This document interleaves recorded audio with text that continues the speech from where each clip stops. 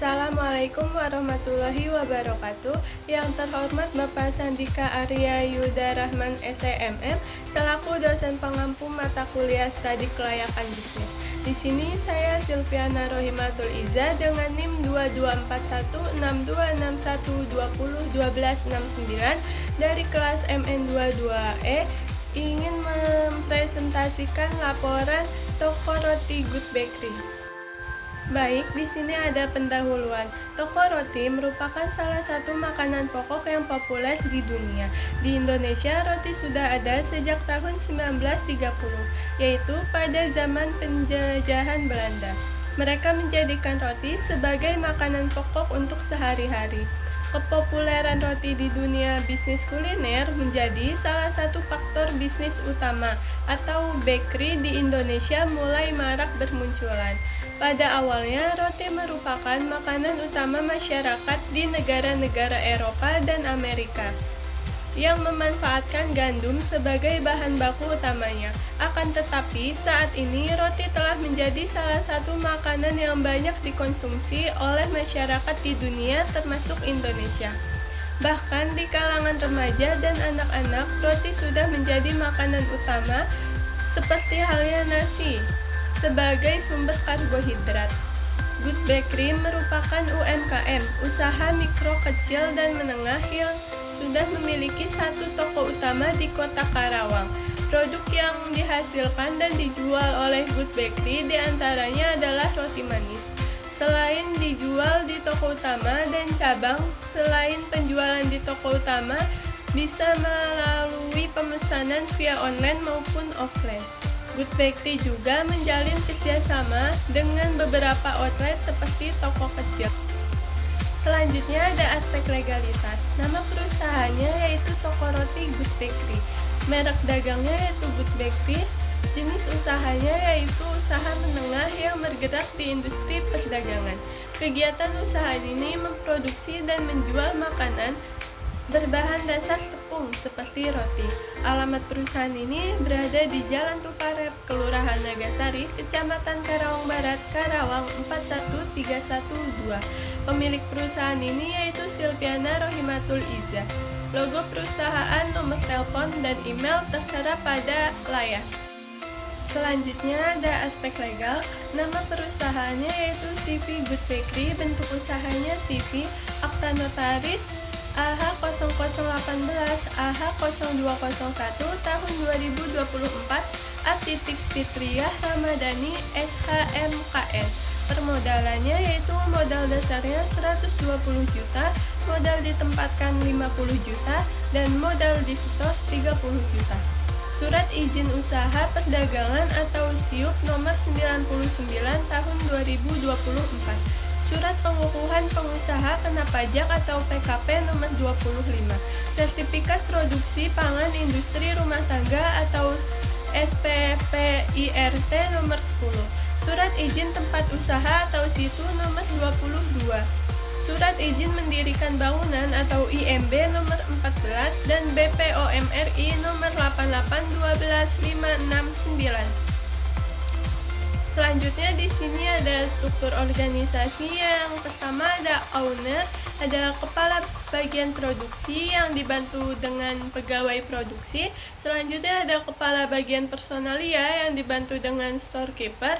Selanjutnya ada kepala bagian keuangan yang dibantu oleh kasir, dan selanjutnya ada kepala bagian pemasaran yang dibantu oleh driver. Selanjutnya ada aspek hukum. Aspek hukum berinduk dari UD Good Bakery yang merupakan usaha perseorangan. Maka dari itu, untuk badan hukum untuk Toko Good Bakery yang akan berbentuk usaha perseorangan. Karena pengembangan usaha ini masih sejalan dengan line bisnis perusahaan.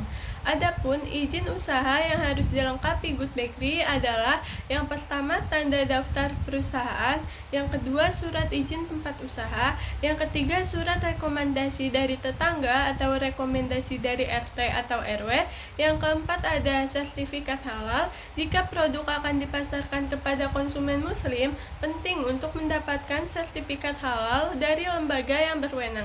Yang kelima ada standar kesehatan. Toko roti harus memenuhi standar kesehatan dan sanitasi yang ditetapkan oleh Dinas Kesehatan. Ini mencakup kebersihan tempat, alat, dan bahan baku. Yang keenam, ada perlindungan konsumen. Anda harus memahami hak-hak konsumen dan memastikan bahwa produk yang dijual aman dan berkualitas. Yang ketujuh, ada pajak. Pastikan untuk mendaftarkan usaha dan membayar pajak yang sesuai, termasuk pajak penghasilan atau PPh dan pajak pertambahan nilai atau PPN jika omset sudah memenuhi syarat. Yang ke-8, ada perlindungan merek. Jika Anda memiliki merek atau logo khusus, pertimbangkan untuk mendaftarkannya agar mendapatkan perlindungan hukum. Yang ke-9, ada kontrak kerja. Jika memperkerjakan karyawan, pastikan ada perjanjian kerja yang jelas, mencakup hak dan kewajiban kedua belah pihak. Di sini ada aspek pasar dan pemasaran, analisis potensi peluang pasar dan estimasi permintaan pemasaran. Menghitung calon konsumen dilihat dari lingkungan. Yang pertama, ada pelajar, total keseluruhannya itu ada 625 roti. Yang kedua, ada mahasiswa, total keseluruhannya 1107. Yang ketiga, ada pegawai swasta, total keseluruhannya 1444. Dan yang terakhir, ada masyarakat, total keseluruhannya 324. Jadi total keseluruhan dari pelajar, mahasiswa, pegawai swasta, dan masyarakat itu ada 3.500 pieces roti. Analisis segmen pasar yang akan dipilih. Analisis potensi pasar yang dipilih yaitu pegawai swasta dan mahasiswa, dikarenakan roti mudah dibawa dan tidak memerlukan persiapan yang rumit, cocok untuk sarapan atau cemilan di tengah kesibukan. Di sini ada produksi dan pendapatan. Yang pertama itu ada rasa coklat dengan produksi 3.500 dengan harga 5.000 itu memperoleh 17.500.000, dan keju itu yang terjual 3.500 dengan harga 5.000 juga memperoleh 17.500.000, sehingga pendapatan per bulan yang dihasilkan oleh Good Bakery itu ada 35 juta dan pendapatan per tahunnya itu 420 juta. Selanjutnya ada analisis bauran pemasaran. Yang pertama itu ada produk. Good Bakery memproduksi roti yang berkualitas tinggi dengan dua macam rasa yang berbeda, yaitu rasa coklat dan rasa keju. Good Bakery menggunakan bahan berkualitas tinggi dan tanpa bahan pengawet, lebih menarik bagi konsumen yang peduli kesehatan. Kemasan yang menarik juga dapat meningkatkan daya tarik produk. Yang kedua itu ada price atau harga. Harga yang ditawarkan oleh roti Good Bakery sangat terjangkau untuk semua segmen pasar. Untuk mendapatkan roti Good Bakery hanya cukup dengan membayar Rp5.000. Kualitas roti Good Bakery sangat lembut walaupun harganya sangat terjangkau. Yang ketiga ada place atau tempat. Store resmi Good Bakery sangat strategis dan berada di tengah kota, yaitu di Jalan Tuparep. Good Bakery juga menyediakan produk di berbagai tempat seperti supermarket, koperasi sekolah, dan warung makan. Good Bakery juga melakukan penjualan online melalui media sosial. Yang keempat ada promotion atau promosi. Good Bakery menggunakan media sosial, iklan cetak, atau endorse influencer untuk menjangkau konsumen. Good Bakery juga mengadakan promo atau diskon untuk menarik pembeli baru. Misalnya, potongan harga untuk pembelian pertama atau bundling produk. Good Bakery juga sesekali menawarkan sampel gratis di event atau tempat-tempat ramai.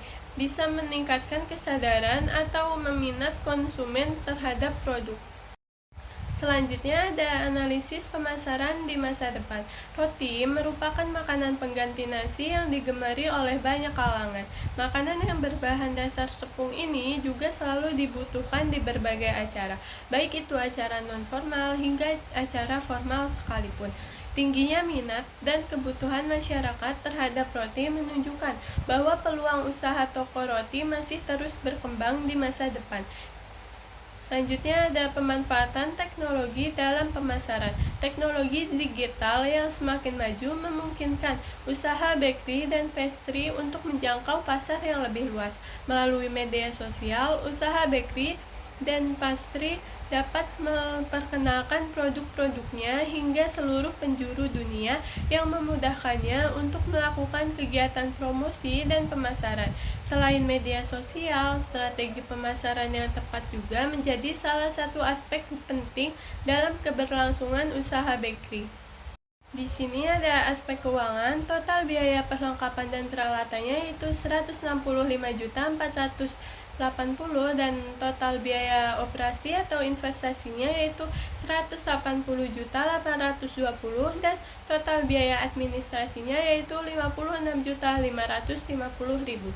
Kebutuhan modal kerjanya itu perputaran modal kerja itu ada 5 tahun. Kebutuhan modal kerja per tahunnya yaitu 165.480.000.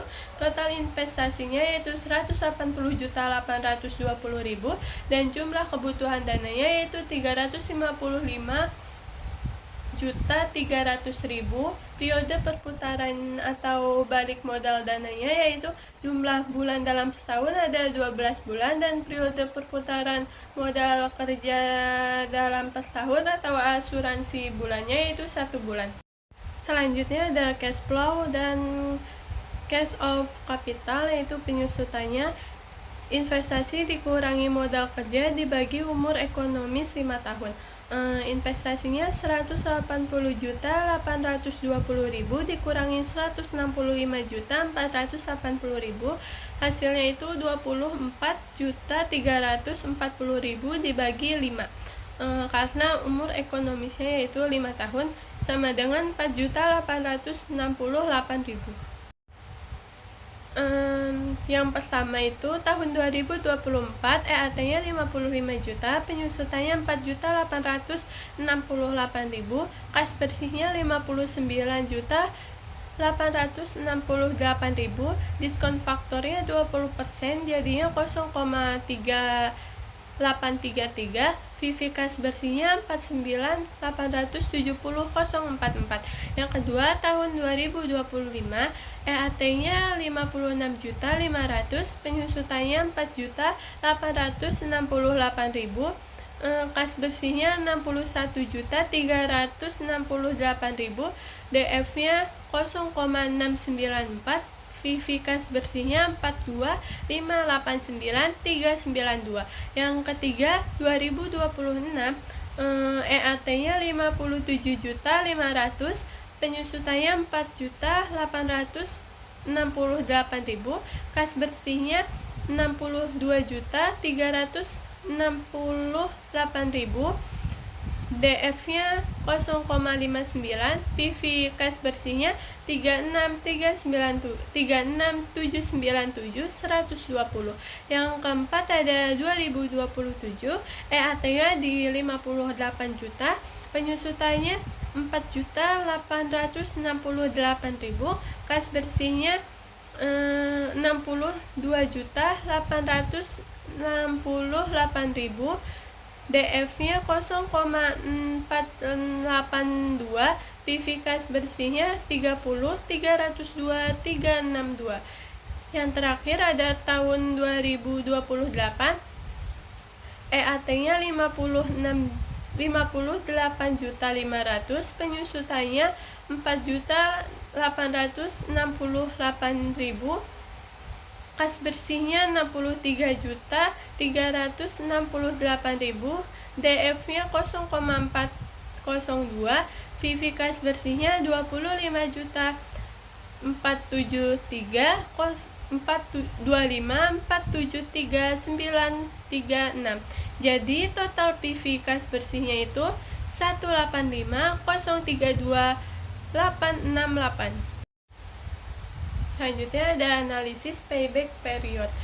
Investasinya 180.820.000, kas bersih tahun pertamanya yaitu 59.868.000. Itu dikurangi jadi totalnya itu 129.952.000. Kas bersih tahun keduanya yaitu 61.368.000 dikurangi jadi totalnya 68.584.000. Kas bersih tahun ketiganya yaitu 62.300.000 6.068.000 itu dikurangi jadi totalnya 6.216.000. Karena sisa tidak dapat dikurangi project tahun keempat, maka sisa project tahun ketiga dibagi project tahun keempat, yaitu payback periodnya 6.216.000 dikali 12 dibagi 62.868.000 sama dengan 1 bulan. Maka payback periodnya adalah 1 bulan. Selanjutnya ada average rate of return. Total EAT-nya yaitu 55 juta ditambah 56.500 ditambah 57.500 ditambah 58 juta ditambah 58.500. Hasilnya yaitu 285.500.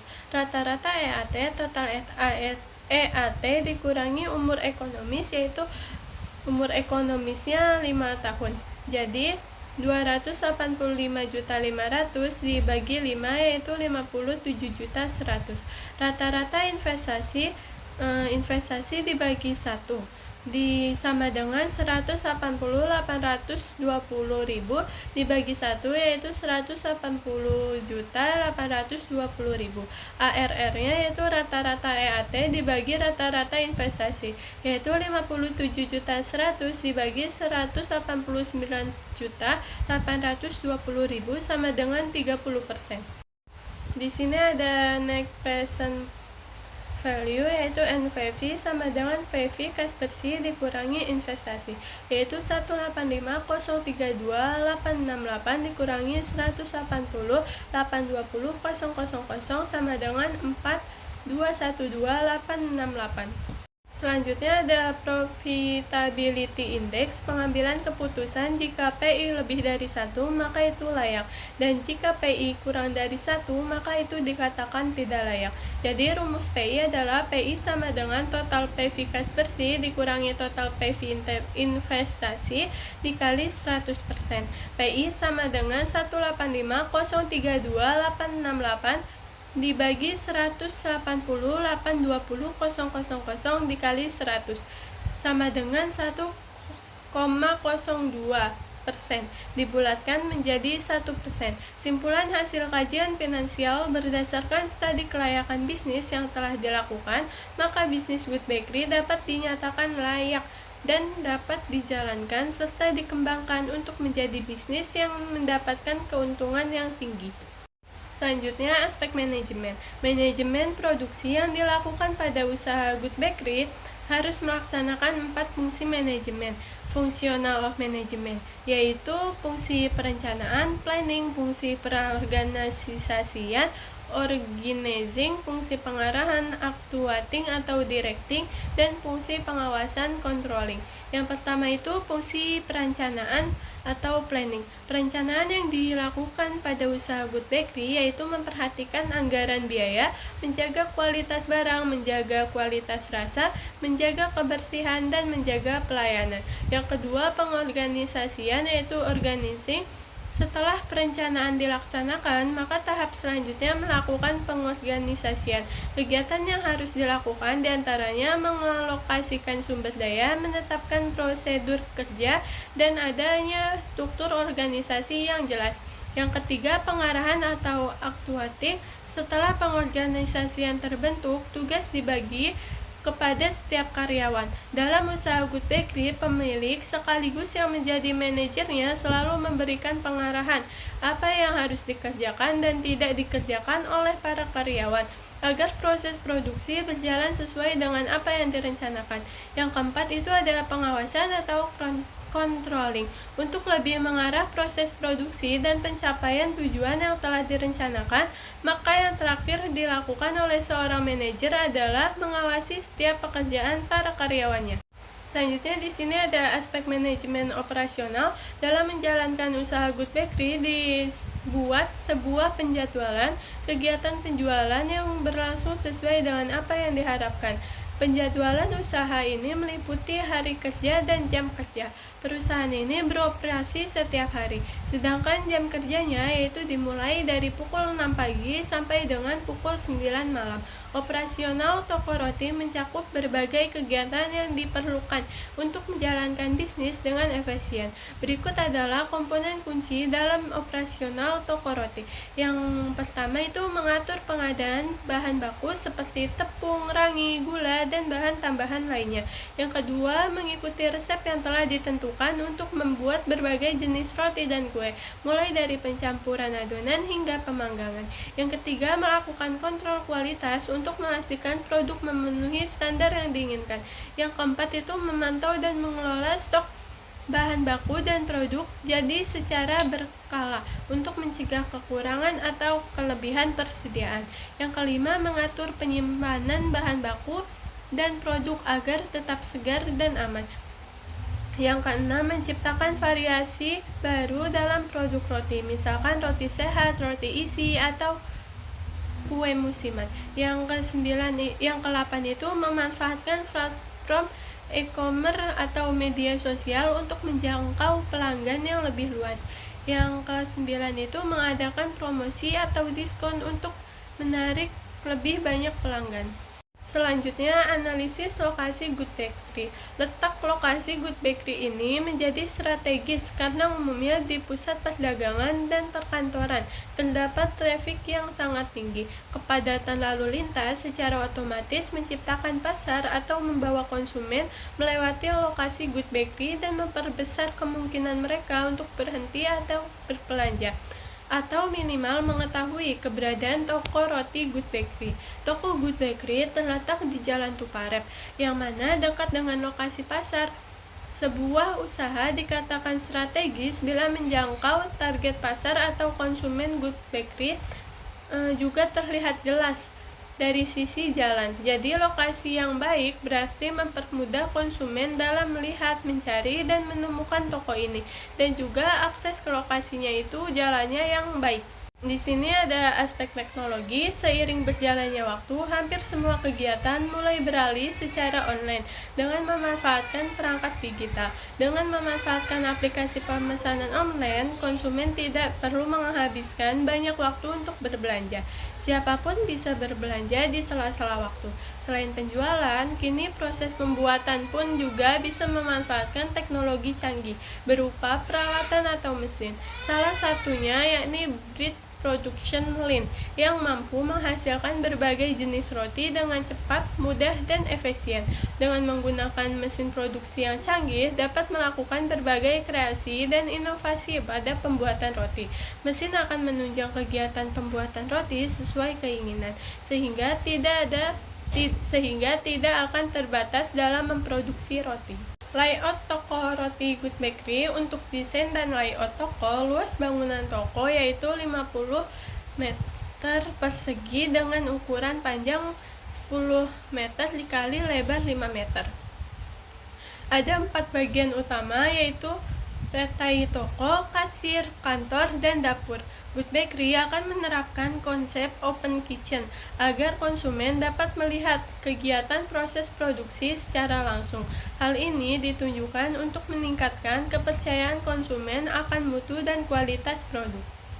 Selain itu, di area kasir terdapat juga beberapa showcase untuk memajang kue agar tetap higienis dan dalam suhu yang tetap hangat terkontrol.